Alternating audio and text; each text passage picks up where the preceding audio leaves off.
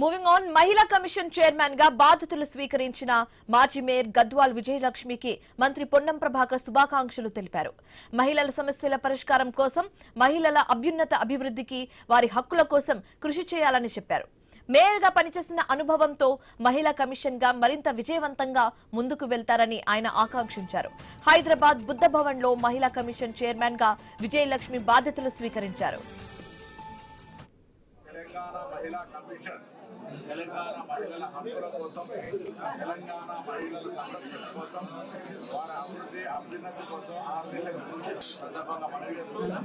మరి గద్వాల్ విజయలక్ష్మి గారు గతంలో మేయర్గా పనిచేసిన అనుభవము, నేపథ్యము, క్రమశిక్షణతో మహిళల హక్కుల కోసం ప్రభుత్వం ద్వారా రావాల్సినటువంటి అనేక అంశాలను సాధించడంతో పాటుగా బాహ్య ప్రపంచంలో కూడా వారి హక్కులకు ఎక్కడ విఘాతం కలగకుండా చూసే విషయంలో కూడా మహిళా కమిషన్ ఒక రక్షక కోటలాగా కవచంలాగా ఉండాలని ప్రభుత్వం భావిస్తా ఉంది. అందుకే గౌరవ ముఖ్యమంత్రి గారు ప్రత్యేకించి మరి ఈరోజు గద్వాల్ విజయలక్ష్మి గారు చైర్మన్ గా మిగతా అందరికీ ఒక కొత్త మహిళా సంఘాల ఒక సామాజిక సేవలో ఉన్నటువంటి మిగతా సభ్యులందరినీ కూడా నియమించడం జరిగింది. వారందరూ